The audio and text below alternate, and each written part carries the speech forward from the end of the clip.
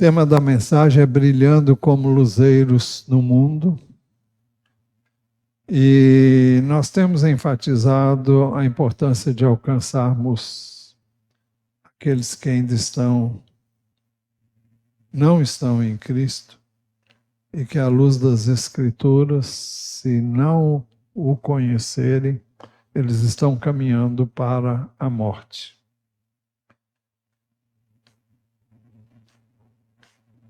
Alguém que se veja perdido numa região desértica e no escuro, pode encontrar o caminho olhando para as estrelas. Na realidade, eu não sei como me guiar por estrelas, mas há quem saiba.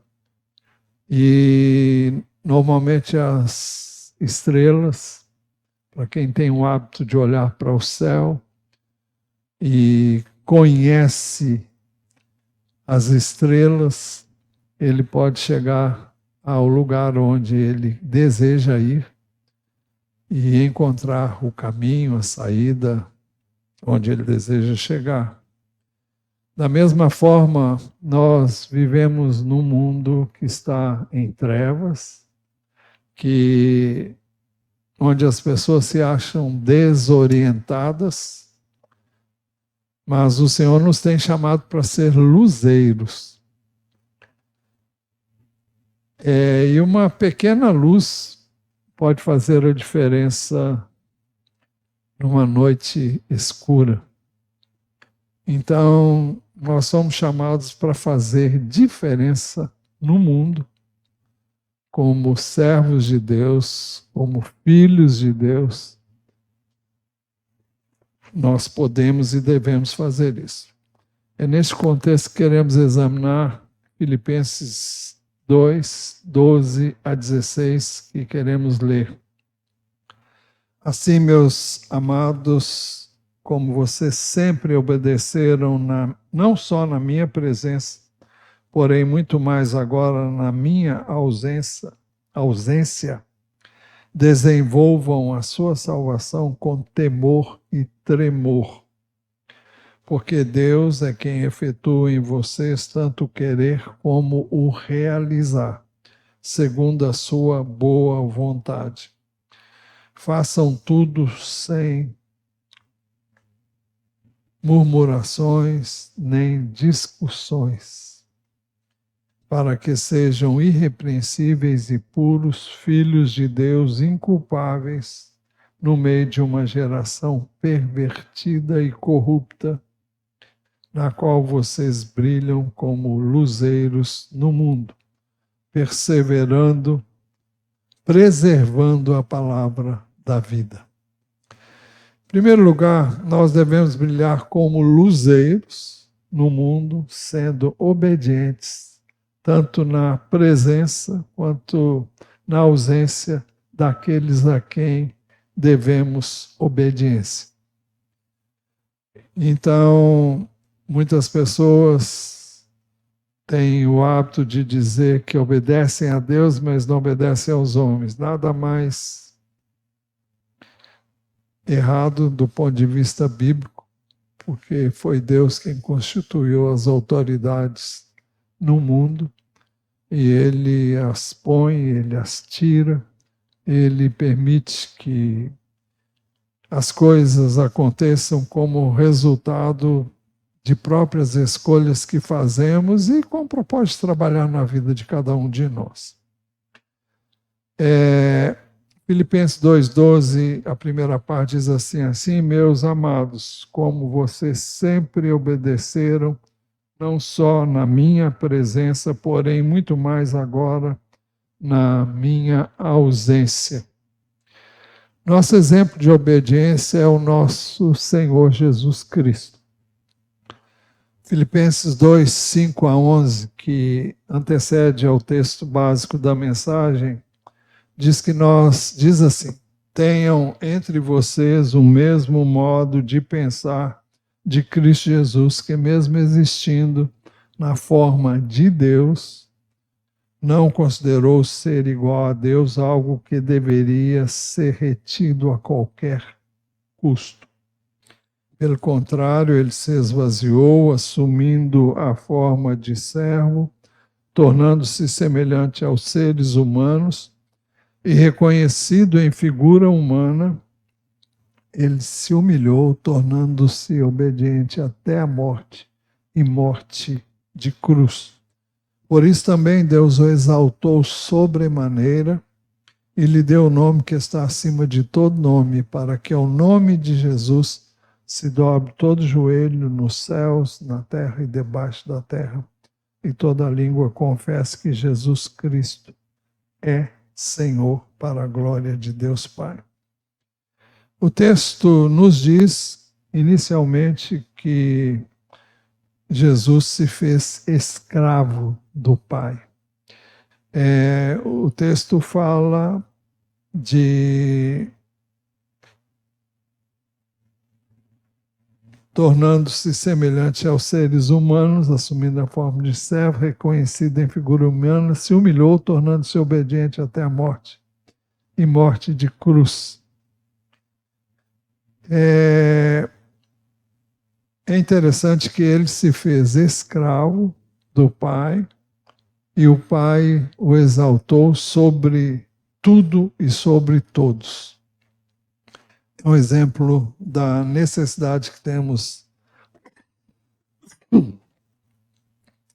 da obediência. Uma das coisas que Deus ensina na Bíblia, desde o livro de Gênesis, é a obediência. E se nós não aprendermos isso com nossos pais, se não aprendermos isso com as pessoas, desde a nossa infância, a nossa adolescência, a nossa juventude, então nós vamos ter que lidar com situações que vão ser difíceis, porque ainda não aprendemos a obedecer. E esse é o propósito de Deus para nós, e nós devemos ter isso em mente. Ele usa as pessoas para que nós aprendamos a obedecer essas pessoas. Se nós não obedecemos pessoas, muito menos a Deus.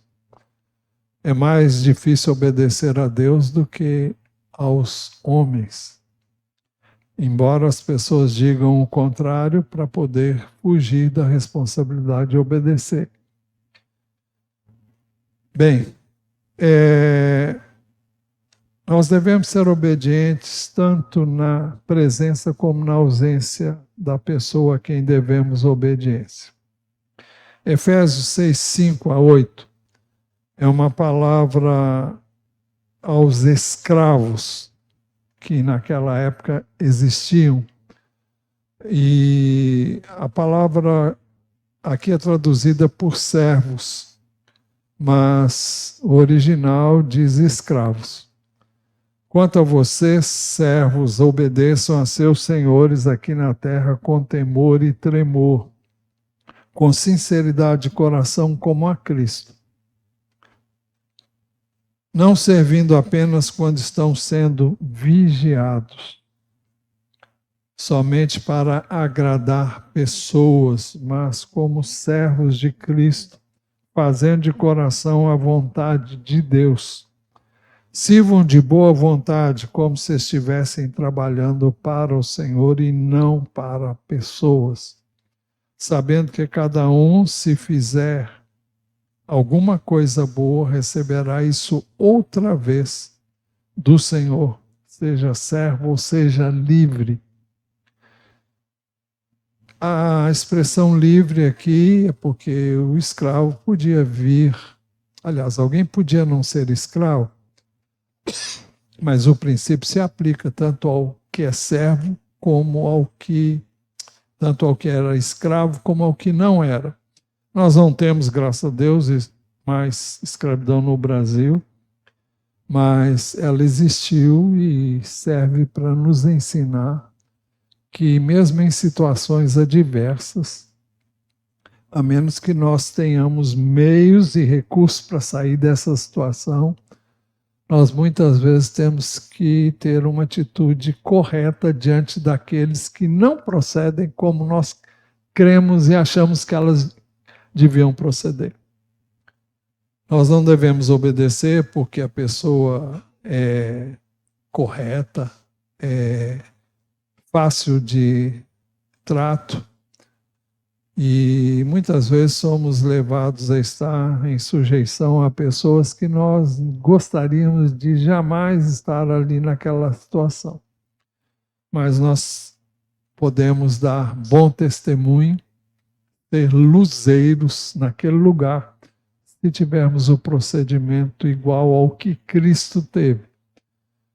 Não que o Pai fosse mau, mas porque ele deixou a glória dele e se tornou homem. E teve que abrir mão da sua vontade para fazer a do Pai, assim como um escravo fazia em relação ao seu senhor. O escravo nunca teve vontade própria. Ele fazia a vontade do seu senhor. Agora, a maneira como isso é feito é que faz toda a diferença. E a palavra nos ensina que nós devemos fazer isso como se fosse para o Senhor. Isso faz toda a diferença. Isso diz respeito, inclusive, à relação familiar, envolvendo os cônjuges, envolvendo os filhos e os pais. Quando nós somos obedientes, não somos obedientes, também a experiência mostra que quando alguém não é obediente, não aprendeu a obediência, ela também não sabe exercer autoridade. Ela quer sempre agradar as pessoas e não fazer o que sabe deve ser feito. Não é uma coisa fácil para ninguém. Então, não é um papel fácil você ser líder, você ser autoridade em qualquer lugar. Você é chamado a viver o Evangelho ali, a fazer as coisas certas e aquilo que você sabe deve fazer e não aquilo que agrada às outras pessoas. Então, nós temos que aprender também a ser fiéis à palavra de Deus. Mas, como o texto diz, que nós devemos servir de boa vontade, como se estivesse trabalhando para o Senhor. O texto diz também que não devemos servir apenas quando estamos sendo vigiados, somente para agradar pessoas, mas como servos de Cristo, fazendo de coração a vontade de Deus. Há quem trabalha apenas quando está sendo observado, trabalha direito só quando está sendo observado. É comum em lugares onde trabalham muitas pessoas, quando o chefe sai, o negócio vira bagunça, né? Mas quando ele está, todo mundo se endireita na cadeira, todo mundo toma a sua posição. O caráter verdadeiro aparece quando ninguém está olhando. Quando você age sem que haja plateia, sem que haja ninguém vendo, é o que você é todo dia, toda hora, em todo lugar, independente de ter alguém vendo ou não. Quando não há fiscais, quando você pode fazer algo que ninguém vai descobrir. Mas nós devemos saber que diante de Deus, os seus olhos permeiam toda a terra. E Ele sabe o que cada um de nós faz. Não adianta esconder de Deus, porque não há como. É por isso que Provérbios 5:21 diz, porque os caminhos do homem estão diante dos olhos do Senhor. E Ele considera todas as suas veredas. Então Deus vê. Podia citar o Salmo 139, tu me sondas e me conheces, sabes quando me sento, quando me levanto, quando eu deito, quando me levanto. E aí vai.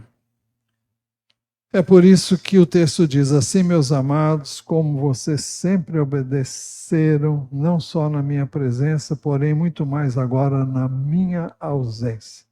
Essa é a expectativa do apóstolo em relação àqueles que estão recebendo a sua epístola. Em segundo lugar, nós devemos brilhar como luzeiros no mundo, desenvolvendo a nossa salvação com temor e tremor. Desenvolvam a sua salvação com temor e tremor. A salvação, já temos mostrado aqui em várias ocasiões anteriores, ela tem 3 atos. O primeiro, ela é instantânea quando nós cremos em nosso Senhor Jesus Cristo. Ela ocorre no nosso espírito e nós não somos mais as mesmas pessoas. Romanos 8, 24, eu poderia citar outros textos, inclusive textos do próprio Senhor Jesus, mas a Epístola aos Romanos 8, 24 diz assim, porque na esperança fomos salvos. Ora, esperança que se vê não é esperança. Pois quem espera o que não está vendo? Se você espera algo, nós falamos sobre isso aqui de uma certa forma hoje na EBD. Você pode ter uma esperança. Eu espero, mas você não tem muita certeza. Mas a esperança, do ponto de vista bíblico, é uma certeza. Porque ela está baseada na fé. Fé em quê? Na palavra de Deus. E ele cumpre o que ele fala.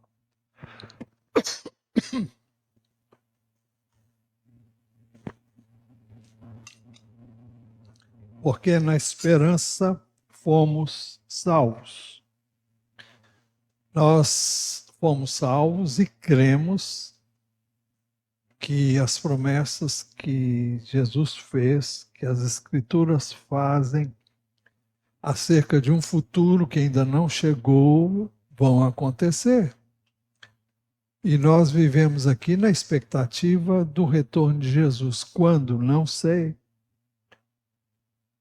E não sei se no nosso tempo, os que vivemos aqui hoje, ou se em outro momento, mas o fato é que cremos que isso vai acontecer e cremos que estaremos presentes, porque aqueles que não estiverem mais aqui, os que não estivermos mais aqui, ele vai trazer de volta e nós vamos subir juntos com os que estiverem vivos e os que já foram para estar com o Senhor. Então, ela é instantânea. Por isso que Jesus disse que, acho que é João 5, 24, veja se é isso aí. João 5, 24. Vamos ver se a memória está boa ou se ela falhou. Em verdade, lhes digo que quem ouve a minha palavra e crê naquele que me enviou, tem a vida eterna. Não vai ter, tem. Não entra em juízo, mas passou da morte para a vida. Quem? Quem crê. E quando nós cremos, nós somos salvos. Isso ocorre no nosso espírito. A salvação também é um processo. E ela ocorre na mente durante a nossa vida terrena toda. Desenvolva a sua salvação com temor e tremor. É o que nós chamamos de renovação da mente. É aquilo que alguns chamam também de santificação. A santificação, tanto a renovação da mente é progressiva, é contínua, é constante. Há muitas coisas que no início da minha conversão eu fazia que não faço mais. porque conheci mais a Deus e aprendi que certas coisas não devo fazer. Eu não devo ir a certos lugares que eu ia. Então, o meu comportamento vai mudando à medida em que eu conheço mais a Deus, conheço mais o Senhor. E isso é um processo. Por isso ela precisa ser desenvolvida. E, finalmente, a salvação se dará no futuro, quando Jesus voltar. O apóstolo Pedro escreveu algo que devemos considerar rapidamente aqui. Bendito seja, 1 de Pedro 1, 3 a 5.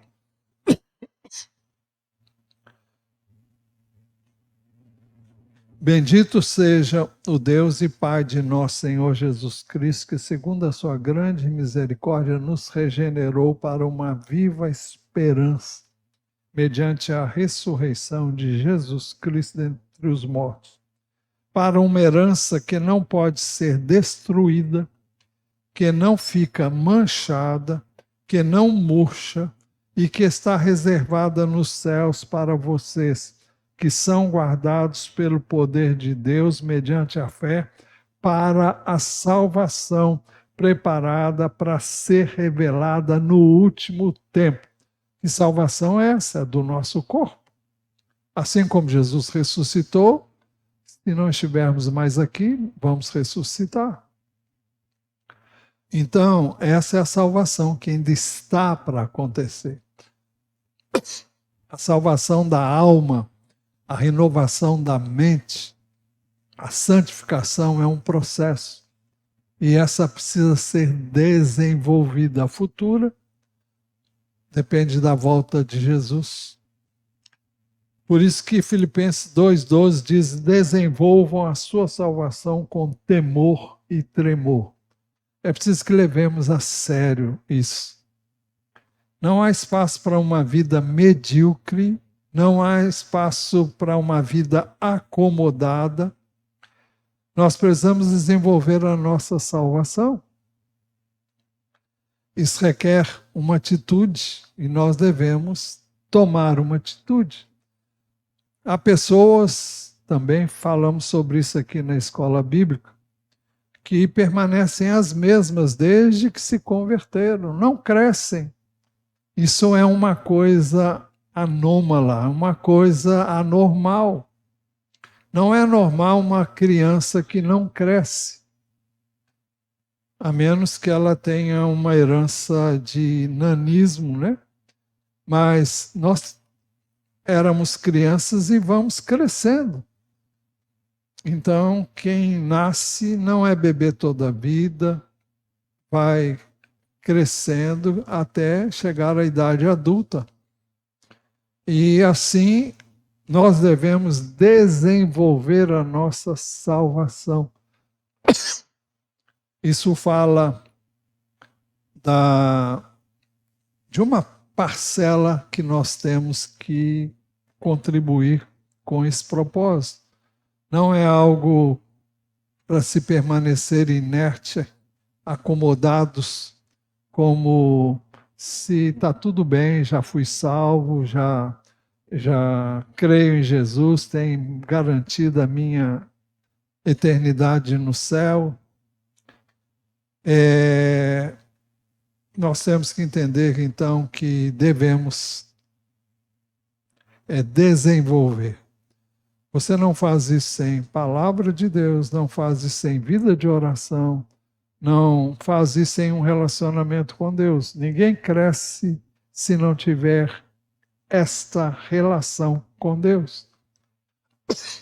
Porque o conhecimento é contínuo e à medida em que nós conhecemos mais a Deus, nós vamos crescendo. Eu me lembrei agora de um texto que eu não tinha pensado nele, mas está em Efésios 4:13. Efésios 4:13.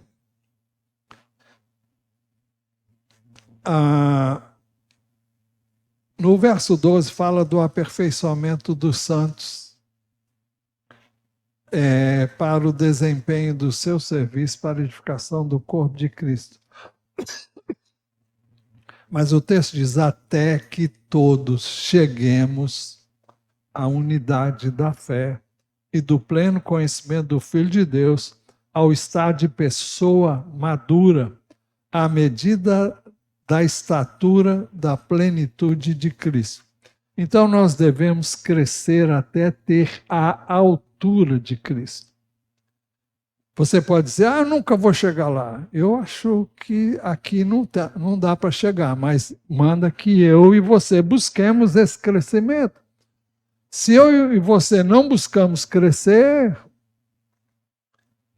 você tem uma vida de criança. Pensa como criança, age como criança. Paulo, escrevendo a sua primeira epístola aos Coríntios, também estou me lembrando disso agora, capítulo 3, a partir do verso 1, ele diz: eu, porém, irmãos, não pude falar a vocês como a pessoas espirituais, e sim como a pessoas carnais. Espiritual, na linguagem do apóstolo Paulo, é uma pessoa que tem o Espírito. E carnal é uma que não tem Cristo. Então ele diz que não pode falar a eles como quem tem o Espírito, e sim como pessoas carnais, puramente carnais, como a crianças em Cristo.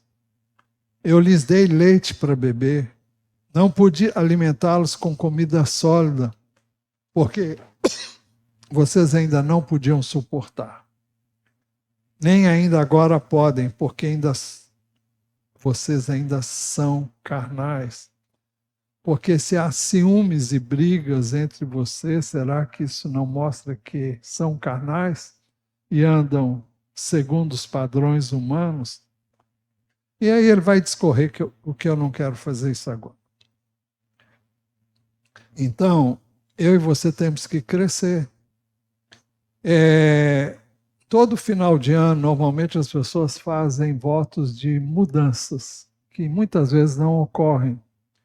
Mas na vida cristã, eu e você não podemos ser o mesmo do dia de ontem, do dia há um mês atrás. Nós temos que crescer, nós temos que conhecer mais a Deus e ter a nossa vida mudada. Meus filhos diziam e dizem, bom, tem muito tempo que eles não dizem isso, mas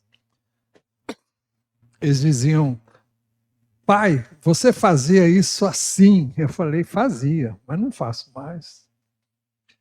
Coisas que eu ensinei para eles e que eu não vivo mais, porque eu entendi que não era para fazer mais daquela maneira. Já fui muito mais rígido do que dizem alguns aqui que eu sou. Não sou, mas eu já fui muito mais. E às vezes eu fico triste com a rigidez que eu tive com alguns que aqui estiveram e quem sabe ainda estão. E o propósito era o de zelo, o cuidado com cada um e com as coisas de Deus. Mas Deus vai trabalhando na nossa vida, vai nos quebrantando e vai nos levando a ser sábios e entender que nós devemos ter determinadas maleabilidades, não no sentido de rebaixar o nível espiritual ou os padrões do Senhor, mas no sentido de ser mais condescendente, mais paciente e misericordioso. Eu repito, não com o pecado, não com as coisas que ferem princípios bíblicos. Mas, nem sei porque que eu estou dizendo isso aqui, que não estava previsto. Então, é um processo e nós temos que nos expor a esse processo com temor e tremor. Em terceiro lugar, nós devemos brilhar como luzeiros do mundo, entregando-nos sem reservas a Deus, sabendo que Ele efetuará em nós tanto querer como realizar. Porque Deus é quem efetua em vocês tanto querer como realizar segundo a sua boa vontade. Ah, eu não tenho vontade, então eu não vou fazer. Deus faz a vontade dele quando nós nos damos a ele. Então não podemos colocar, Deus não fez, ou Deus não me leva a fazer isso. Bom, para isso você precisa conhecer a vontade de Deus. E a vontade de Deus é expressa nas Escrituras. Deus não violenta ninguém. Deus nos deu uma capacidade que nós chamamos de livre arbítrio. Ou seja, a liberdade que eu e você temos de fazer o que Deus quer, se nós quisermos. Desde o início, Deus nunca obrigou o homem a fazer o que ele quer. Mas ele faz o que nós permitimos que ele faça. É por isso que o Pai Nosso nos ensina, na oração do Pai Nosso, Jesus nos ensinou a orar dizendo: venha o teu reino, seja feita a tua vontade, assim na terra como no céu. Para que Deus faça a vontade dele aqui, eu tenho que pedir, eu quero a tua vontade. Agora, se você quer a sua vontade, ele não vai fazer a dele, não.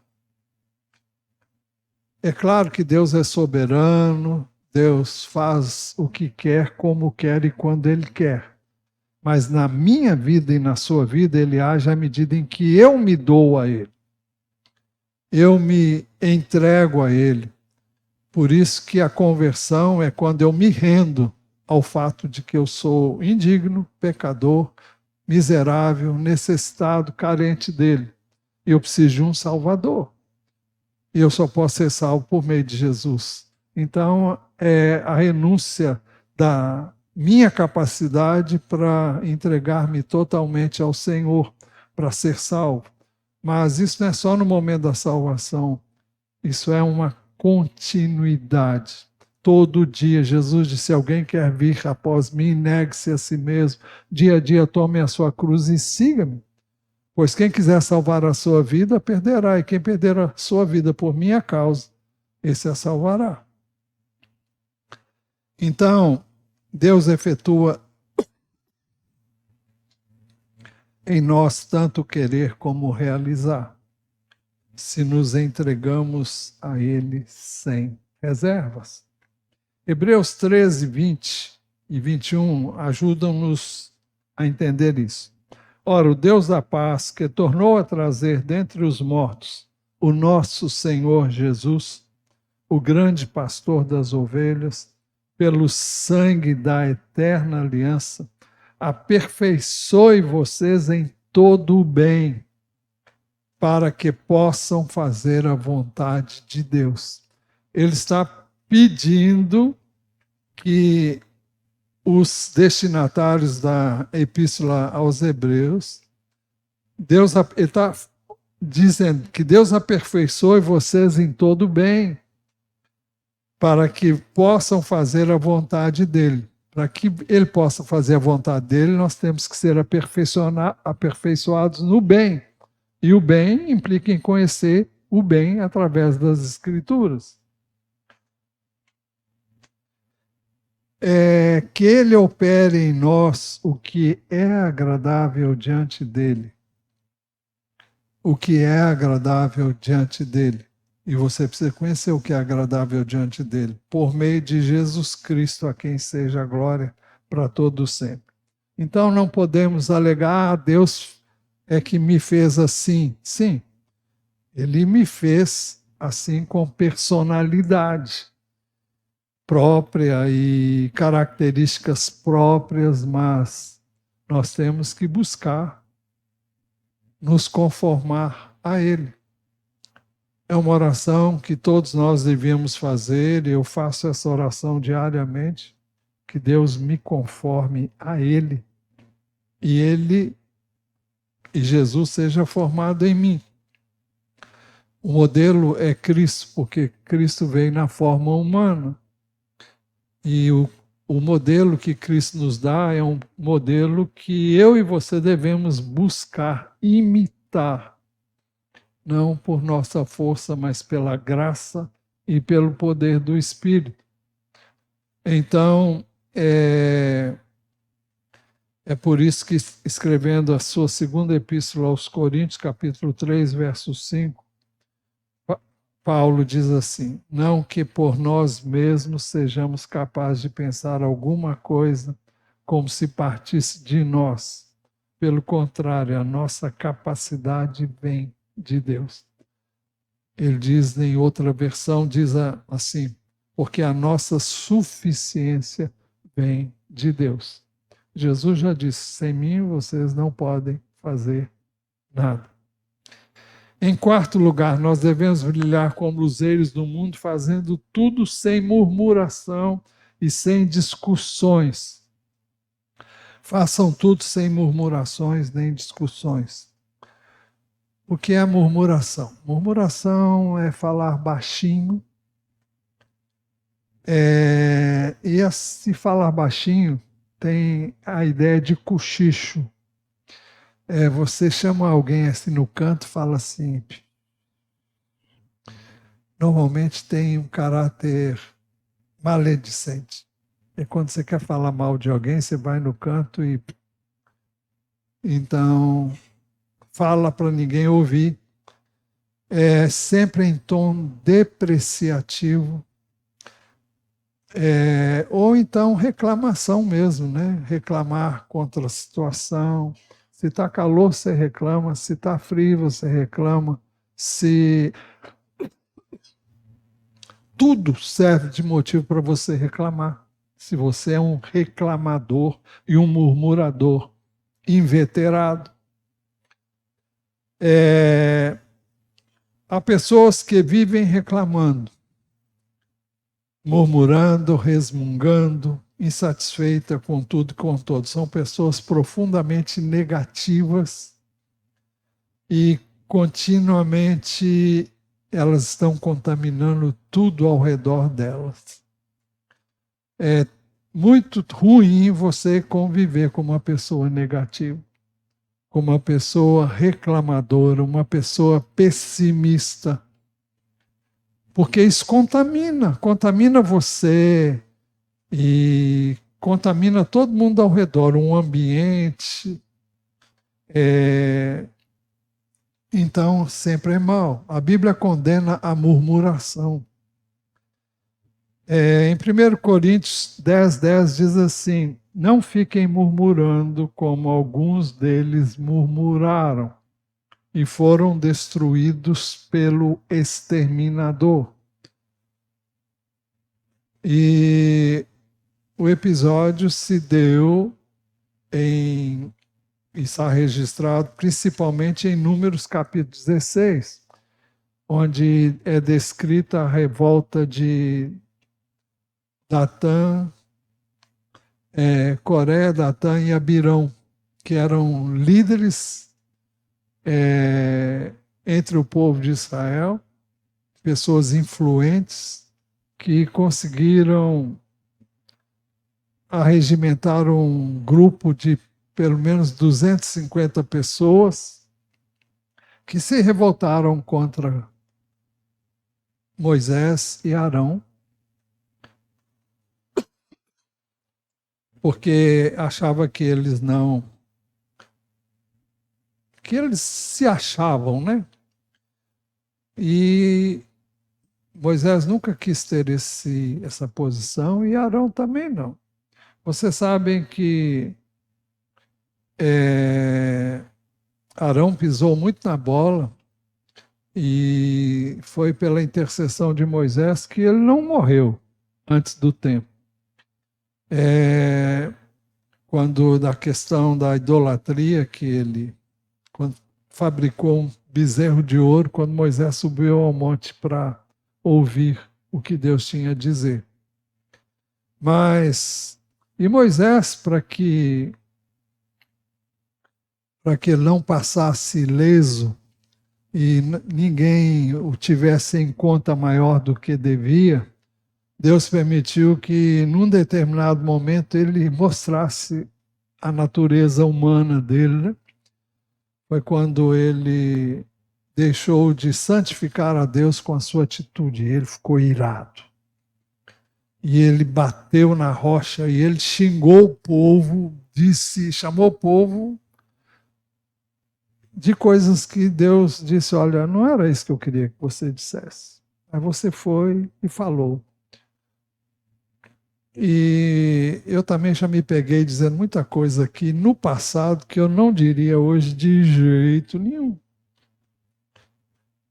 Mas isso é para que os israelitas, e até hoje eles idolatram muito Moisés, imagina se achasse o túmulo dele, não sei o que aconteceria não.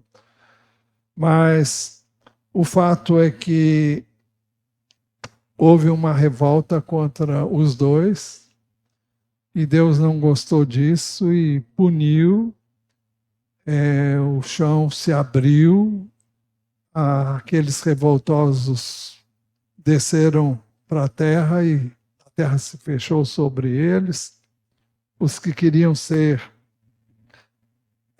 como sacerdotes eram levitas, mas queriam servir como sacerdotes também, mas não era aquilo que Deus havia prescrito.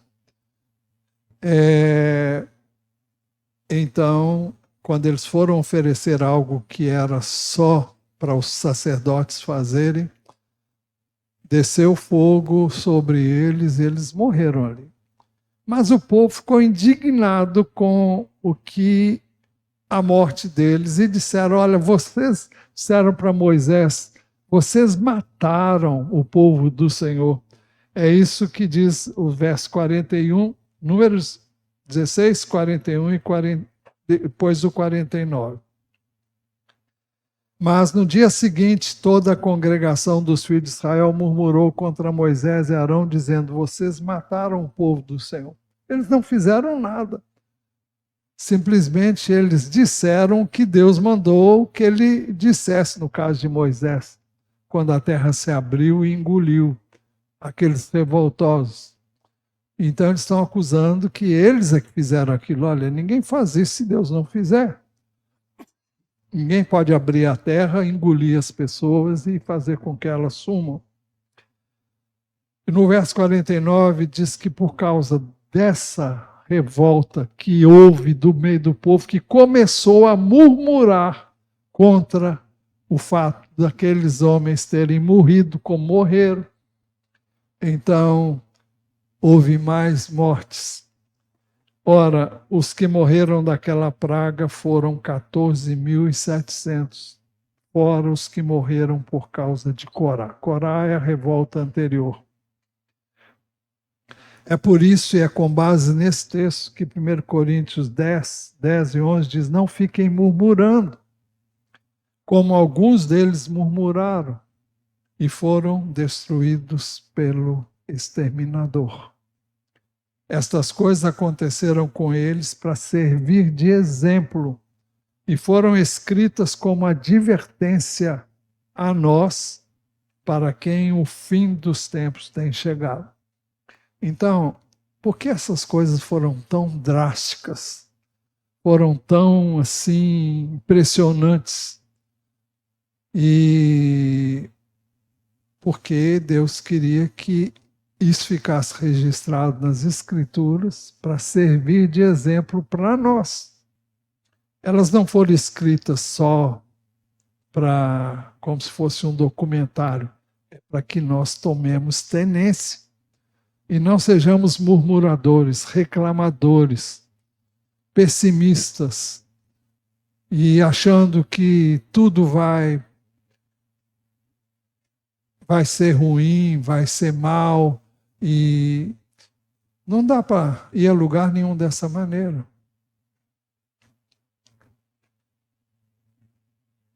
Mateus 12, 36 a 37 diz assim: digo a vocês que no dia do juízo as pessoas darão conta de toda palavra inútil que proferirem, porque pelas suas palavras você será justificado e pelas suas palavras você será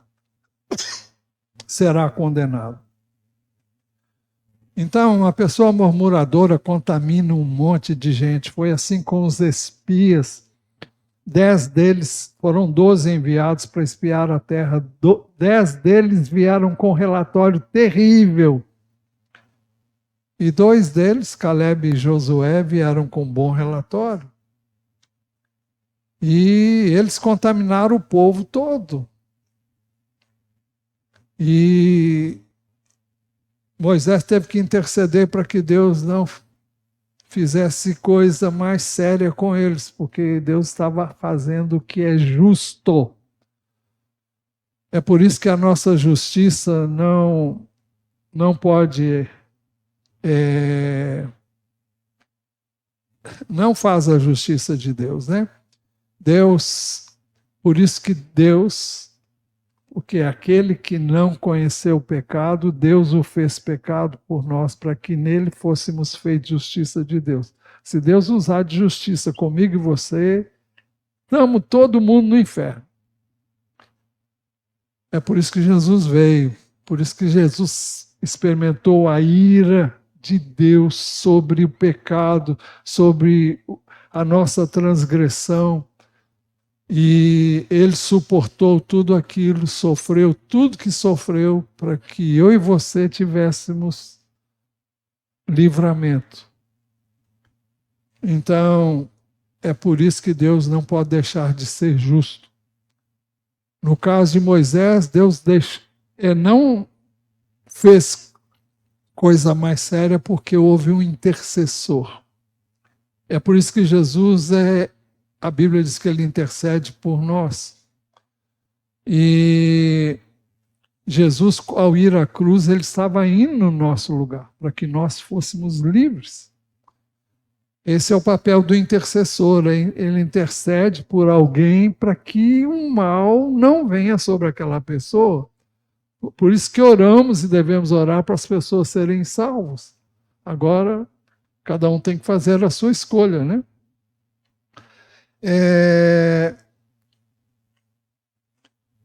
Assim como uma pessoa pessimista, murmuradora, reclamadora, influencia sua família, sua casa, todo mundo que estiver ao seu redor. Assim, se nós, como tivermos o que a Bíblia chama de bom perfume de Cristo e agirmos de acordo com a palavra dele, nós vamos influenciar também muitas pessoas.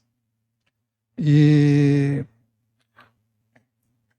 questão que vale a pena perguntar: o que é que que tipo de influência as pessoas estão recebendo através de nós? São coisas boas? Elas estão vendo Cristo em nós? Ou estão vendo algo que elas não querem para elas de jeito nenhum? Façam tudo sem murmurações nem discussões. Há uma razão para que assim procedamos, e vamos ver isso em quinto lugar. Nós devemos ser, deixa eu ver o horário lá, está em cima. Devemos brilhar como luzeiros no mundo, em quinto lugar, sendo irrepreensíveis e puros, como filhos de Deus inculpáveis no meio de uma geração pervertida e corrupta.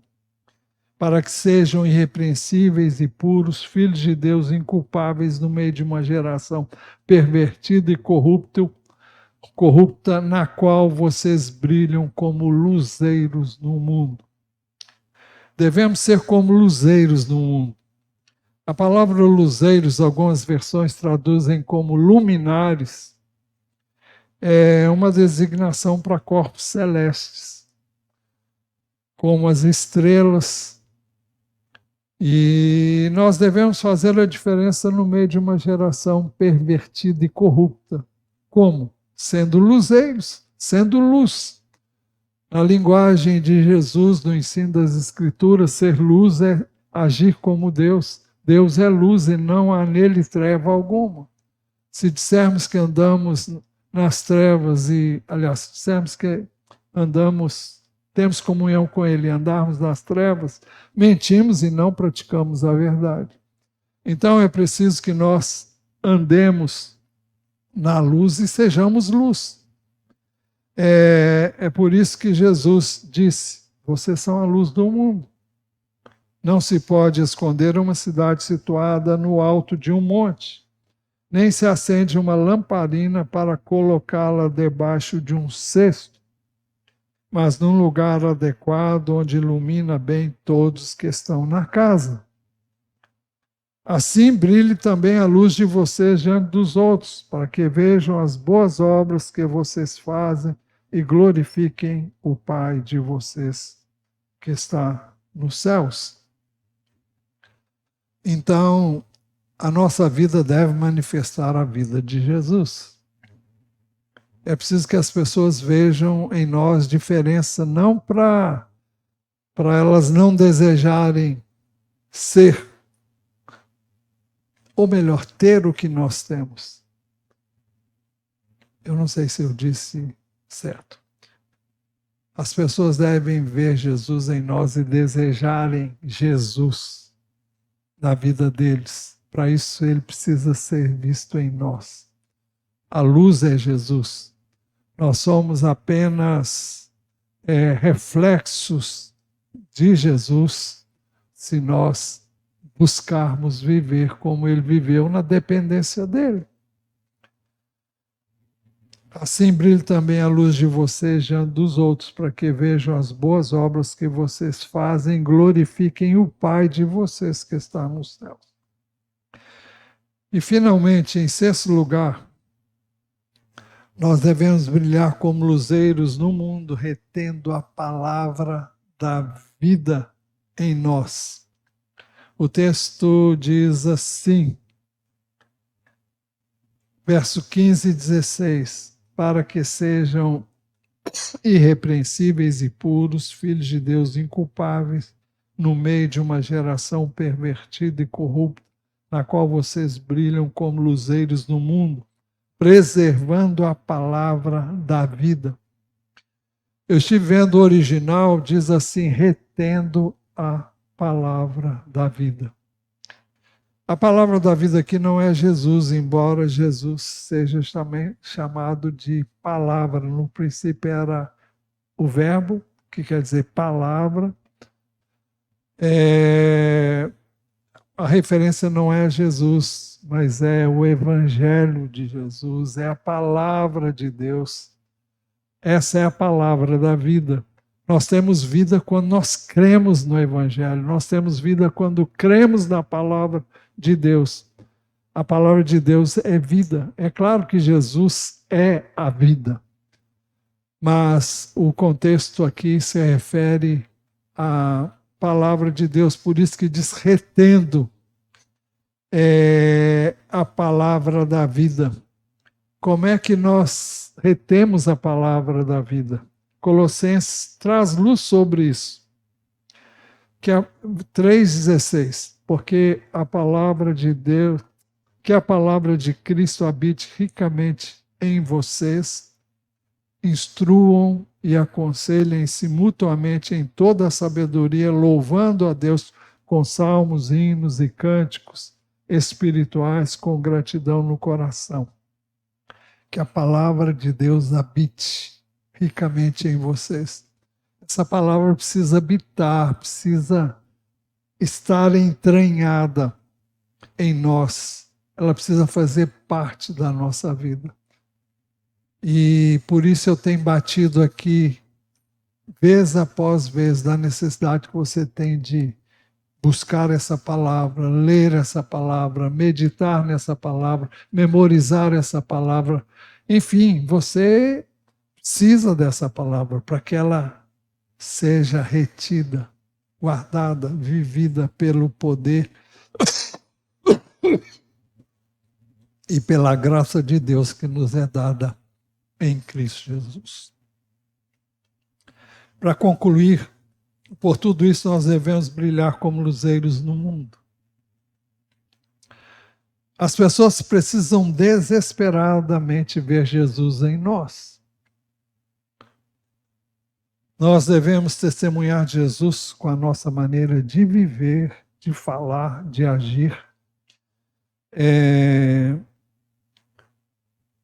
Alguém já disse, eu não sei como é, mas o sentido é o seguinte: você deve viver o Evangelho e depois falar. É claro que você vai dizer, eu nunca serei perfeito. Tudo bem. Já temos falado aqui muitas vezes. Você não precisa ser perfeito, você tem que buscar a perfeição em Jesus, tem que ser seu imitador, mas quando você falhar, você diga, olha, eu falhei, pequei, eu errei, não é isso que Jesus faria no meu lugar, não é isso que eu tenho aprendido, eu errei, e eu estou envergonhado, eu quero que você me perdoe. Ou se for na frente de muitas pessoas, a mesma coisa. Vocês me perdoem, eu não tive um comportamento legal.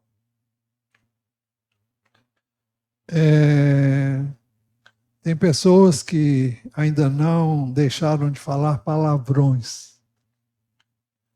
Se for o seu caso e sair, peça perdão. Você vai tomar a tenência da próxima vez antes de falar. Ou vai ter mais cuidado, ou vai pedir a Deus a ajuda dele para você não falar palavrão. Porque não recomenda ninguém. Ninguém. Não recomenda o Senhor para ninguém. Então, também não sei por que eu estou falando isso, porque não estava no script, nem planejado para falar. Mas você deve reconhecer que você errou. Porque não é isso que Jesus ensina, não é isso que a Bíblia diz, não é isso que você tem aprendido.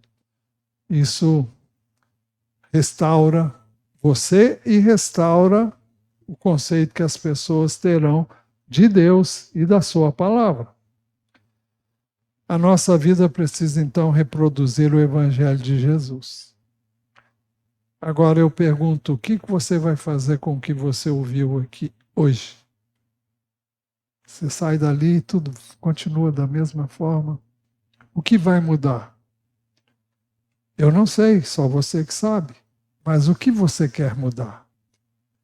Então, eu sugiro que você feche os seus olhos e você fale com Deus o que você quer mudar na sua vida. Que hábitos você quer mudar ou ter na sua vida que você não tem? Quem sabe o hábito de ler a Bíblia? O hábito de orar, de buscar a presença dEle. Quem sabe jejuar por uma necessidade premente que você vê, é a sua, é a da sua casa, da sua família, do seu trabalho, na escola. Algo que você precisa mudar. Então, diga a Deus, eu quero. Mas não deixe que quando sair daqui isso esteja esquecido. Para que nós não sejamos, como Tiago disse, ouvintes, esquecediços e não praticantes da palavra.